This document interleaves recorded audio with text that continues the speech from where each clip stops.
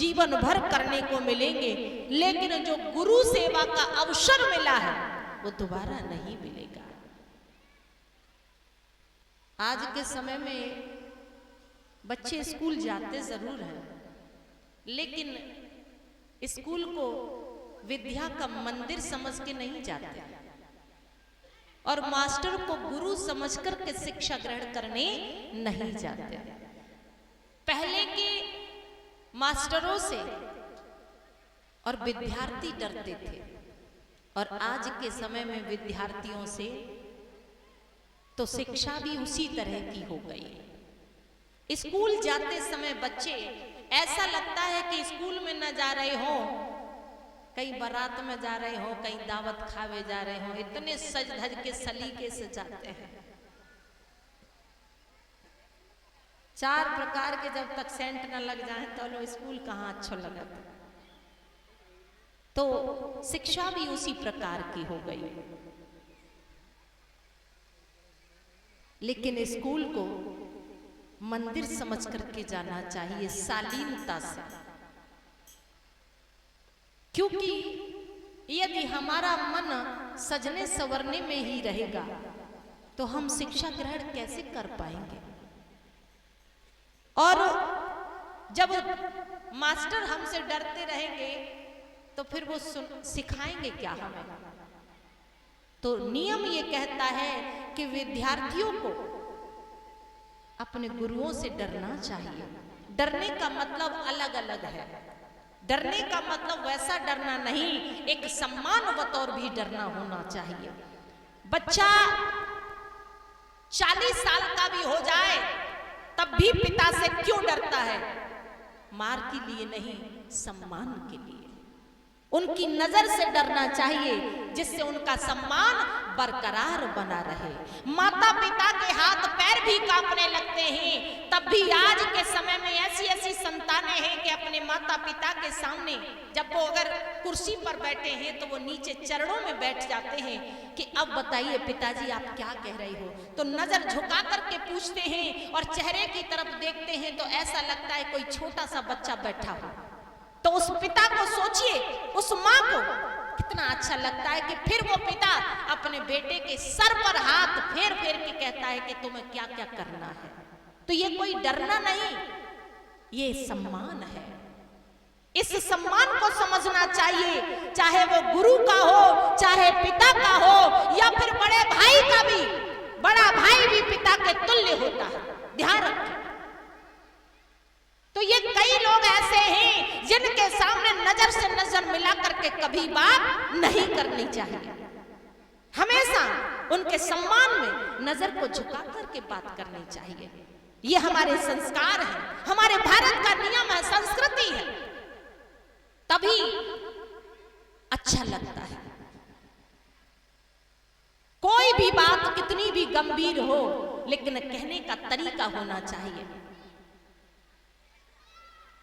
लेकिन कभी कभी ऐसा होता है कि लोगों का सारा जीवन निकल जाता है और वो बोलने के तरीके को ही नहीं समझ पाते कि किस तरह से हमें बोलना चाहिए। ध्यान रखें, आवाज में इतनी ताकत होती है कि अच्छे अच्छे सीधे से बात करने लग जाते हैं, और आवाज में इतनी कड़कता होती है कि कोई सही से भी हो तो भी टेढ़ा हो जाएगा सुनते ही कि वैसे तो हम सही से बात करते लेकिन ये ठीक नहीं बोल रहा है। इसलिए आपने देखा होगा, बस में चले जाओ, ट्रेन में चले जाओ, जहां जगह ना हो और तुम्हारी आवाज अच्छी हो और चेहरे पर अच्छी शालीनता हो और आप यदि कहेंगे कि थोड़ा सा खिसक जाए तो अपने आप सामने वाला 15 मिनट तक बैठा रहेगा और अपने आप सरक जाएगा। और तुमने कही तो समझ लीजिए कौन सरकने वाला है। आजकल एक से एक हैबिट ले, कोई किसी से कम है क्या? तो ध्यान रखें, इस आवाज में बस तरीका है, कोई किसी से कम नहीं। अगर मनुष्य झुकता है तो किसी के संस्कारों के आगे, गुणों के आगे और उसकी आवाज के आगे। तो ये चीजें कभी खराब नहीं करनी चाहिए, क्योंकि यही तो यादगार है। और आपने यही, बाकी चीजें तो बदलती रहती हैं, बाकी चीजें आती जाती छाया है। यदि आपने अपने व्यवहार को ही खराब कर लिया तो फिर आपके पास बचा क्या?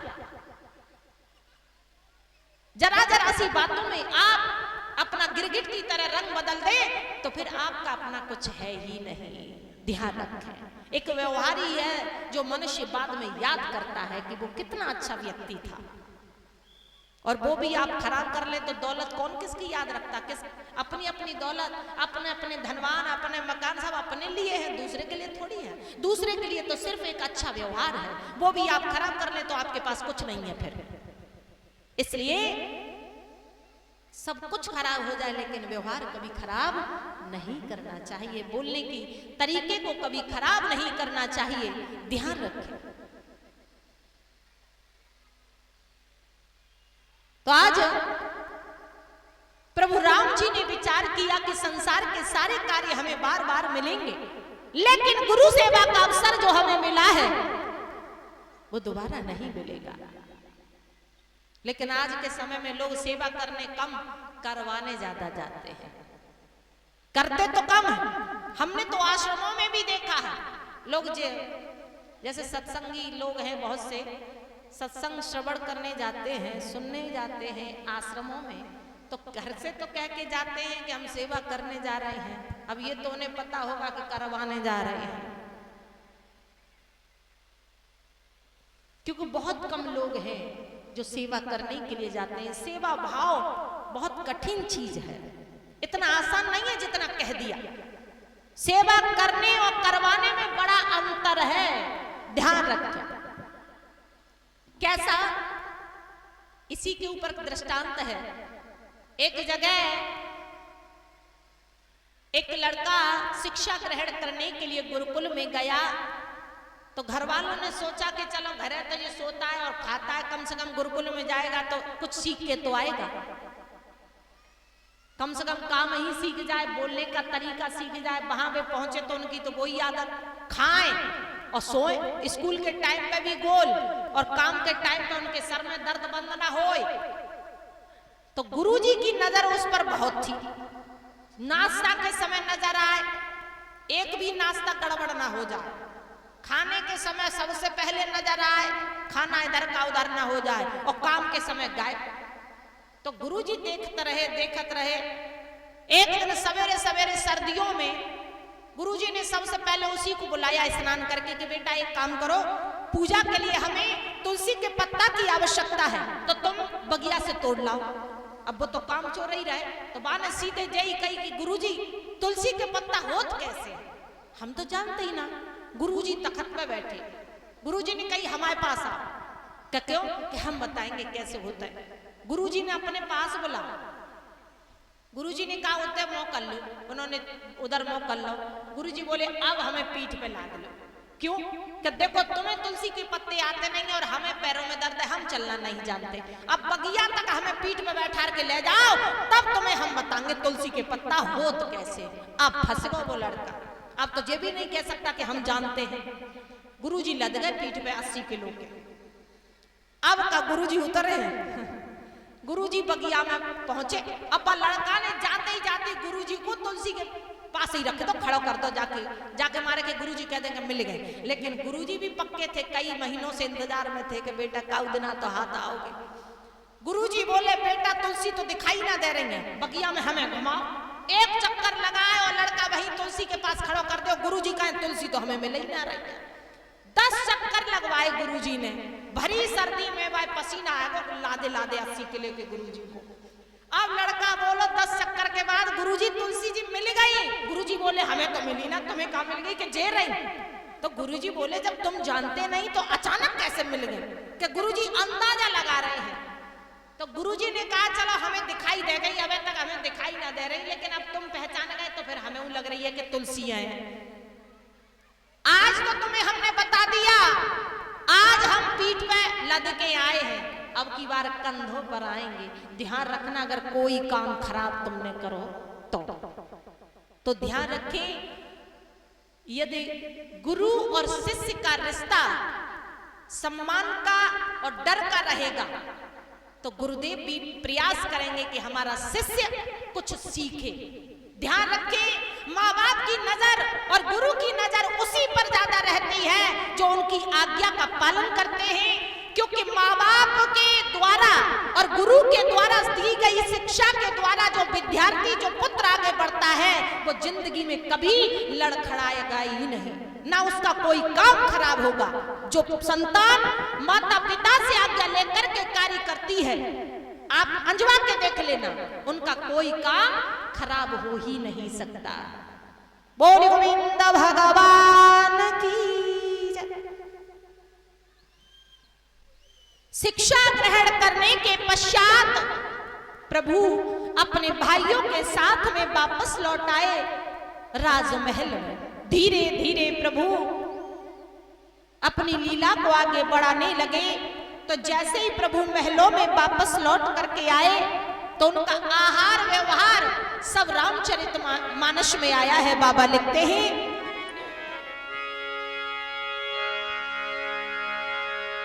प्रातः काल उठ के रघुनाथ, प्रातः काल उठ के रघुनाथ, मातु पिता गुरु नावहि माथा, जय जय राम जय सिया राम, जय जय राम जय सिया राम।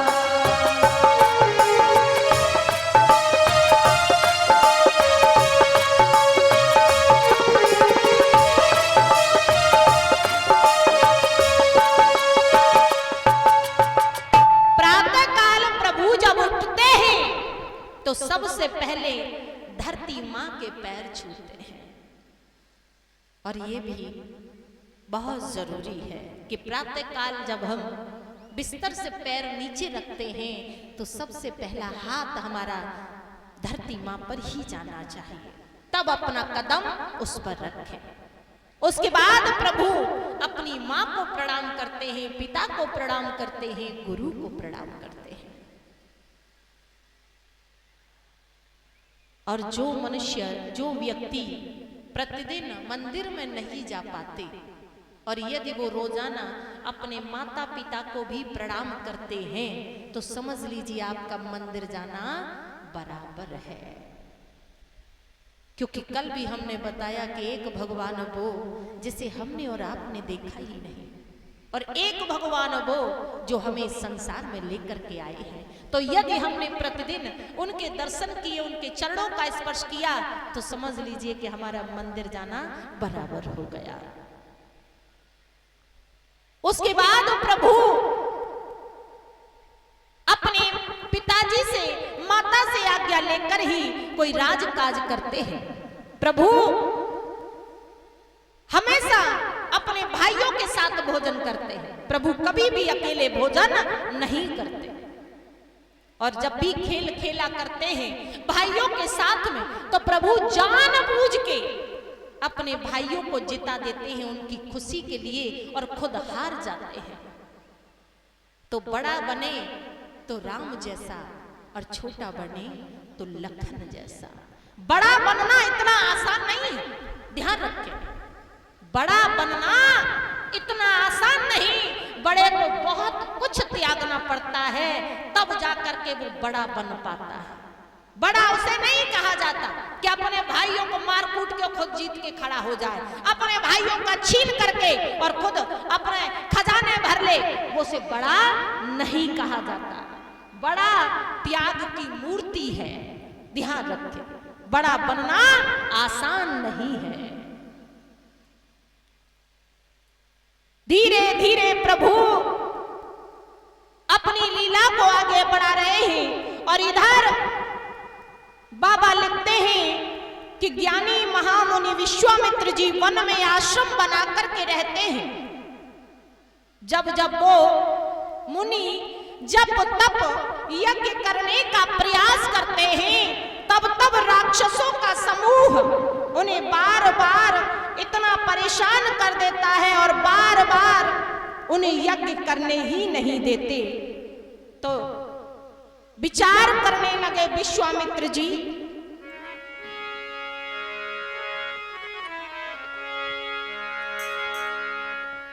गाधी तनया माना चिंता व्यापी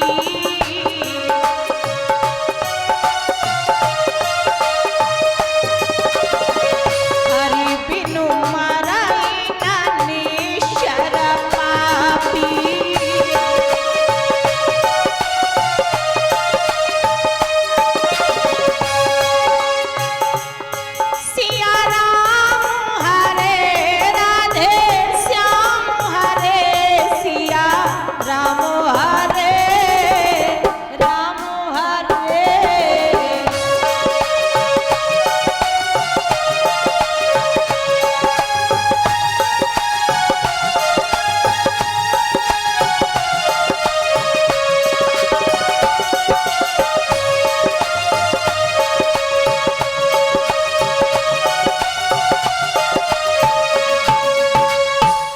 विश्वामित्र जी के मन में चिंता छा गई कि ये प्रभु के बिना राक्षस मरने वाले नहीं, और प्रभु ने तो अवतार ही इसीलिए लिया है, तो क्यों न मैं प्रभु की असुरवध लीला में ही जाकर के प्रारंभ करवाऊं, जिससे कम से कम प्रभु के दर्शनों का लाभ तो मिल जाएगा। ऐसा विचार करके उसी समय विश्वामित्र जी ने अवध के लिए प्रस्थान किया। अब जैसे ही अवध के लिए प्रस्थान किया और मुख्य द्वार पर आए और ये बात महाराज दशरथ जी को मालूम हुई, तो विप्र मंडली को लेकर के वो दरवाजे पर पधारे उनकी अगवानी करने के लिए। और कोई भी संत ज्ञानी मेहमान पधारे तो हमेशा 4 कदम चल करके जरूर जाना चाहिए। तो बड़े सम्मान सहित महलों में लेकर के आए चक्रवर्ती महाराज दशरथ जी विश्वामित्र जी को दंडवत प्रणाम किया और भोजन कराया, सुंदर आसन पर बैठाला और फिर कहा हाथ जोड़ करके कि आज मेरे समान कोई दूसरा धन्य नहीं है। उसी समय राम और उनके भाइयों को बुलवाया, विश्वामित्र जी को प्रणाम करवाया। राम जी का रूप देख करके विश्वामित्र जी मन ही मन बड़े प्रसन्न हुए। उसके बाद हाथ जोड़ करके महाराज दशरथ जी ने कहा कि कहिए मुनिवर, आपका आगमन कैसे हुआ, किस कारण से पधारे हैं आप? तो विश्वामित्र जी ने कहा कि सुनो राजन,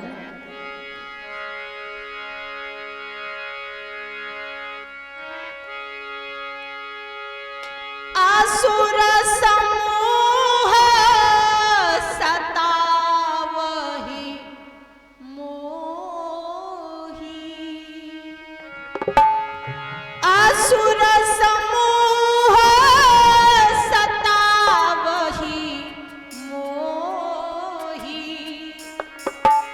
मैं जाचनाया न पतोहि, जय जय राम जय श्री राम, जय जय राम जय श्री राम।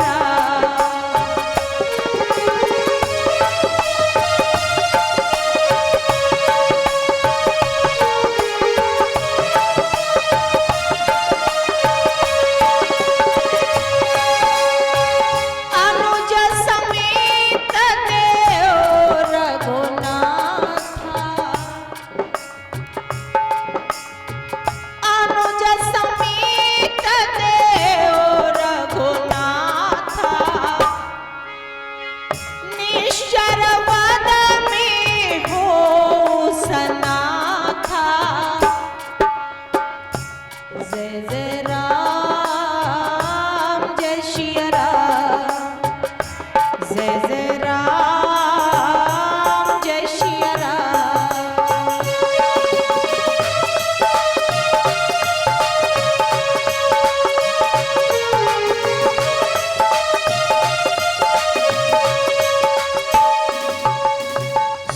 जवाब दिया कि राक्षसों का समूह हमें बहुत परेशान करता है। जब जब हम यज्ञ करने का प्रयास करते हैं और तब तब वो राक्षस हमारे यज्ञ का वार वार विध्वंस कर देते हैं। तो हम ये चाहते हैं कि आप हमें राम सहित छोटे को दे दीजिए, जिससे वो राक्षसों का वध करके और हमें सुरक्षित कर देंगे और फिर हम आसानी से हवन यज्ञ कर लिया करेंगे। जैसे ही राम को लेने की बात कही, महाराज दशरथ जी के नेत्रों में आंसू आ गए और कहा कि मुनिवर, आपने सोच विचार की बात नहीं कही। हमें तो ऐसा लगता है कि आपको मांगना भी ठीक ढंग से नहीं आता। और दुखित होकर के महाराज दशरथ जी ने कहा,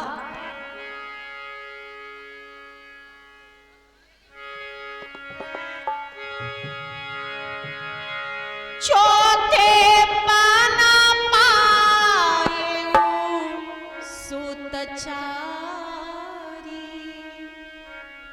आंखों में आंसू भर करके कहा कि चौथे पन में मैंने पुत्रों का मुख देखा है। आपने सोच विचार के बात नहीं कही मुनिवर। हमें तो ऐसा लगता है कि आप तो जानते ही नहीं कि कब क्या मांगना है। चौथे पाना पाए सुतचारी, विप्र वचन नहीं कही बिचारी। जय जय राम, जय श्री राम, जय जय राम, जय श्री राम।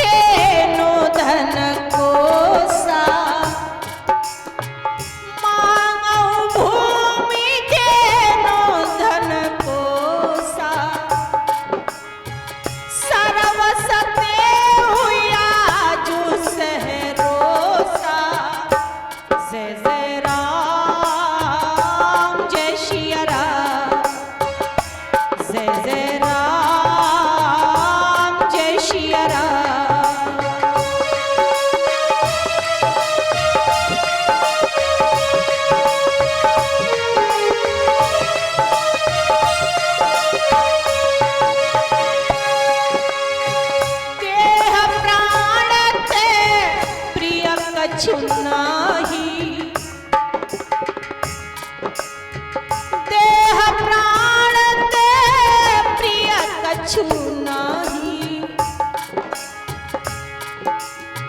सो मुनि देहुनि मिसय कमाही।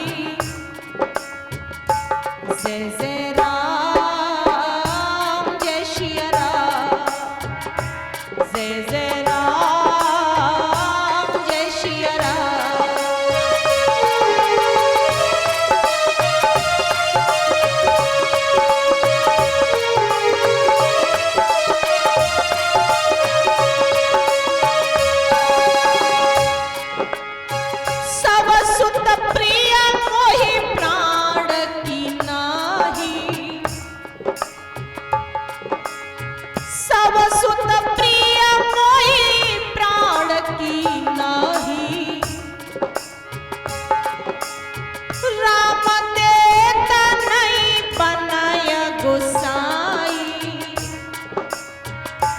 जय जय राम, जय श्री राम, जय जय राम, जय श्री राम।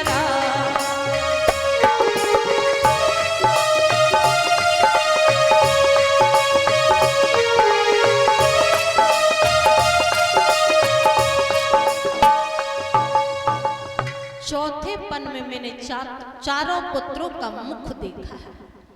आपने विचार करके नहीं मांगा।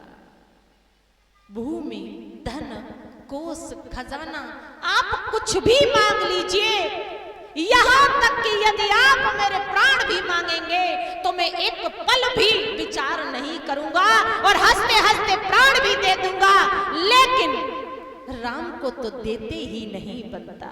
यदि राम को मैं आपको दे दूंगा तो मुनिवर आप ही बताइए फिर मेरे पास बचेगा क्या? राम के अलावा क्या है मेरे पास? आप मुझसे कहिए, मैं चलता हूं सेना को लेकर के, लेकिन राम को मुझसे दूर मत करिए। इस प्रकार से कहा। महाराज की ऐसी दशा देख करके विश्वामित्र जी समझ गए कि महाराज दशरथ जी राम को हमें कदापि न देंगे। तब उन्होंने वशिष्ठ जी की तरफ इशारा किया कि आप यदि सहयोग करें तो राम हमें मिल सकते हैं। तो वशिष्ठ जी ने महाराज दशरथ जी को समझाया और कहा कि राजन, क्या कह रहे हो आप भूल गए कि आज जिस यज्ञ की रक्षा के लिए आप अपने 2 पुत्र नहीं देना चाहते, आप भूल गए उसी यज्ञ से एक नहीं, आपको 4 पुत्रों की प्राप्ति हुई है इसी यज्ञ के द्वारा। और आज महाराज दशरथ जी ने राम जी का हाथ, लक्ष्मण जी का हाथ विश्वामित्र जी के हाथों में दिया और कहा कि आज के बाद आप ही इनके पिता हैं, कोई दूसरा नहीं है। पद देना बड़ा आसान है, निभाना बड़ा कठिन है। पद देना बहुत आसान है। उन्होंने कहा कि आज के बाद आप ही इनके पिता हैं, कोई दूसरा नहीं। यदि दशरथ जी ने ऐसा ना कहा होता तो विश्वामित्र जी राम और लक्ष्मण को लेकर के कभी जनक नगरी में नहीं जाते। उसी समय राम और लक्ष्मण जी से विश्वामित्र जी ने कहा कि आप महलों में अपनी माताओं को प्रणाम करके फिर आ जाओ। तो वो महलों में पहुंचे, माताओं को प्रणाम किया और उसके बाद सिर नवा करके महाराज दशरथ जी गुरु वशिष्ठ जी को प्रणाम करके विश्वामित्र जी के साथ में आगे बढ़े। अब जैसे ही आगे बढ़े तो मार्ग में प्रभु ने ताड़का का वध किया और उसे दीन जान करके निज धाम दे दिया और शीघ्र ही आश्रम पर पहुंच जाते हैं। कंदमूल फल खा करके विश्राम किया और वहीं पर विश्वामित्र जी ने राम और लक्ष्मण जी को बला अतिबला विद्या प्रदान की, जिससे भूख और प्यास न लगे और शरीर में अतुलित बल रहे, ऐसी विद्याएं दी। स्नान ध्यान करने के पश्चात राम और लक्ष्मण जी प्रातः काल धनुष बाण लेकर के खड़े हो गए और विश्वामित्र जी से कहा कि अब आप यज्ञ करिएगा निर्भय होकर के। उन्होंने यज्ञ करना प्रारंभ किया। मारीच और सुबाहु राक्षसों का समूह लेकर के यज्ञ का विध्वंस करने के लिए दौड़े तो प्रभु ने मारीच को बिना फड़ वाला बाण मारा तो वो समुद्र के उस पार जाकर के गिरा और सुबाहु को अग्नि बाण मारा और उसके जितने भी सहायक थे लक्ष्मण जी ने उनका विध्वंस कर दिया और निर्भय कर दिया और धीरे धीरे समय गुजरने लगा।